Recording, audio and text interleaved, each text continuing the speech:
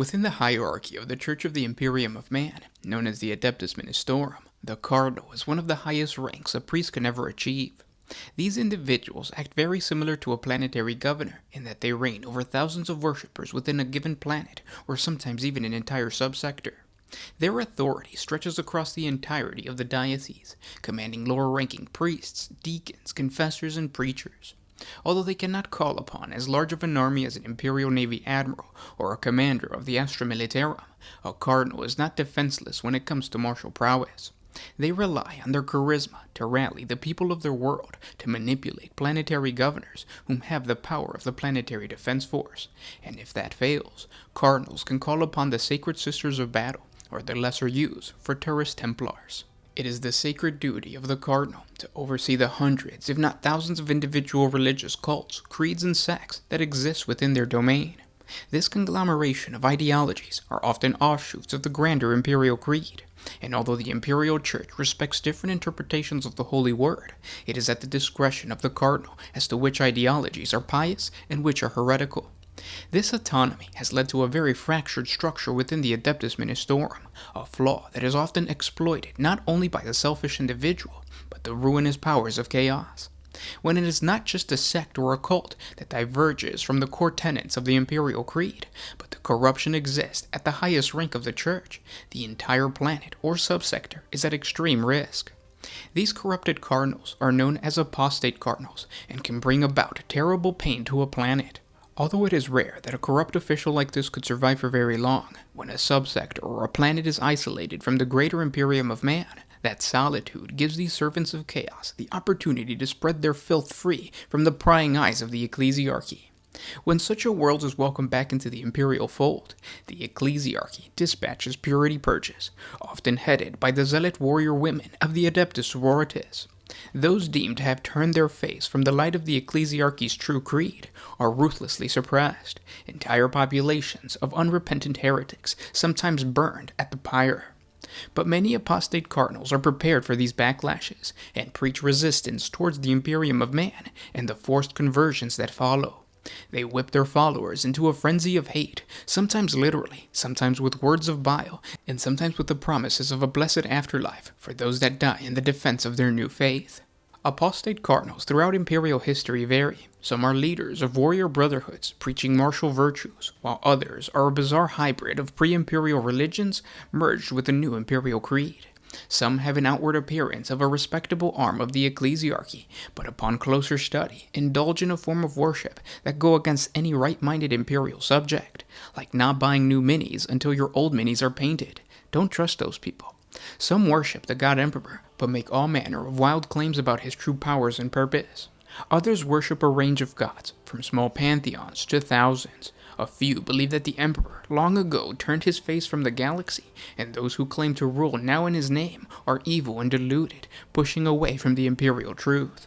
Others venerate figures that may in fact have their roots in a long-dead Primarch of the Space Marine Legions, including some that worship the gods that may in fact be derived from those Primarchs who turned to chaos. It's actually pretty incredible how easily the human mind will fall victim to the ridiculous ramblings of a lunatic. On planets with a strong warrior creed, the population can easily turn to the worship of corn, while those that seek ancient religious truths are led astray by Tzeentch. Those who preach liberty and the casting off of oppressive social laws and restrictions are rich pickings for Slaanesh, while Nurgle is all too willing to answer the prayer of those who seek deliverance from death. Regardless of the type of cult, an apostate cardinal will lead his followers through a strong force of character, using his natural charisma or oratory skills, nurtured by the Adeptus Ministorum, to trap imperial citizens into a heretical teaching. Apostate cardinals know exactly how to exploit the weaknesses of others. They tug at the emotional strings of their congregations by promising a better future and presenting a false reason as to why they are suffering. For example, if an ancient hive city furnace overloaded and blew up an entire section of the hive, the apostate cardinal will blame the Adeptus Mechanicus. If a warp storm brings forth terror from the immaterium, the apostate cardinal will blame the previous administration for not enforcing the souls of the planet. Even if the apostate cardinal is the source of the corruption, he will always attack those that point out his deceptions and turn the masses against them, even if they are planetary governors or imperial guard commanders. Apostate Cardinals are of course blessed by their patron god for the corruption they spread. Poisoned in mind and spirit, the masses of the Imperium readily hail the once loyal Cardinals as saviors possessing otherworldly powers. Such is the case for the contingent demagogue of Hyph Decilium. This heretical apostate cardinal has spread his filth quietly throughout the hive, forming a following known as the Callers of Sorrow. Like a cancer worming its way through an unsuspecting body, the Callers of Sorrow spread their corruption unseen amongst the hive population. They have numerous aid houses under a variety of different covers, where they offer assistance to the sick and injured, lacking access to medical support. They also comfort those crushed with despair, carefully hiding the cult's true nature from all those who seek help. The cult's flesh savants can tend to the pain of the sick and dying with supernatural efficiency, and can even extend life for the right price.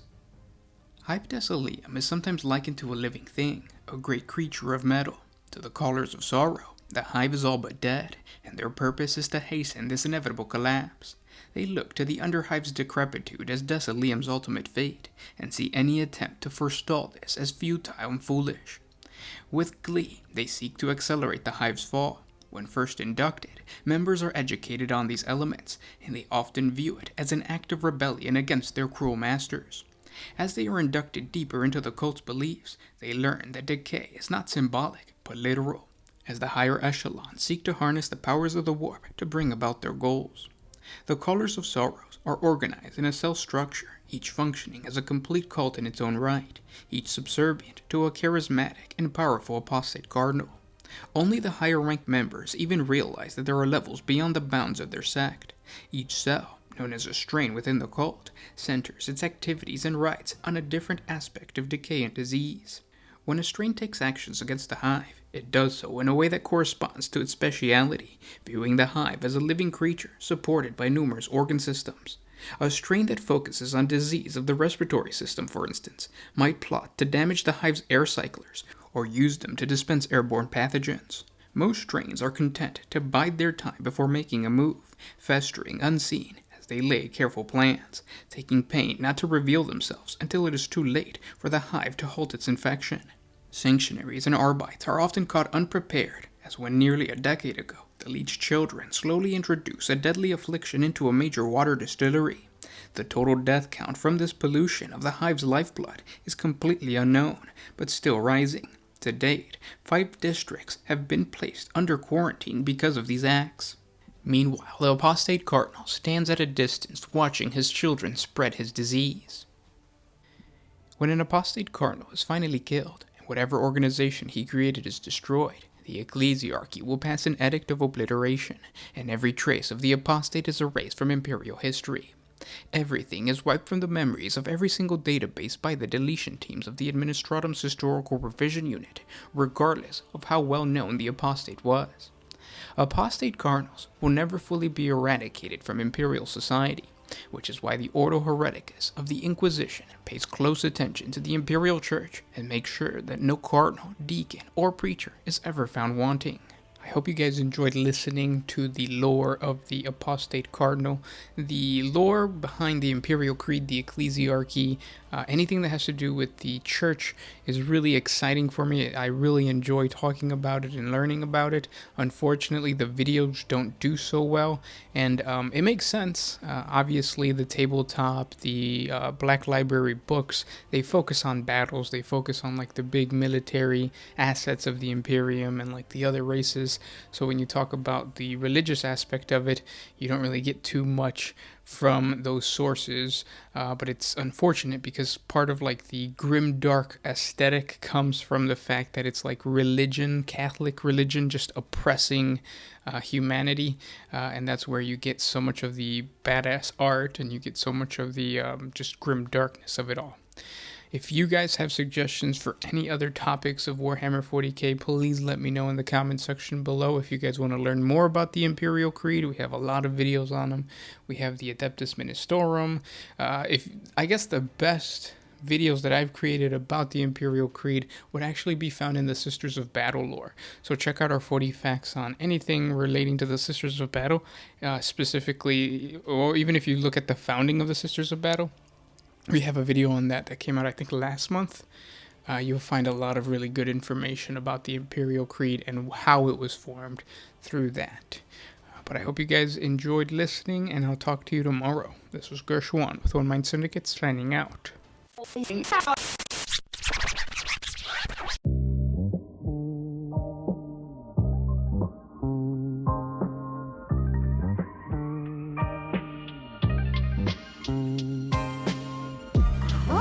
used to put my freedom first in any situation.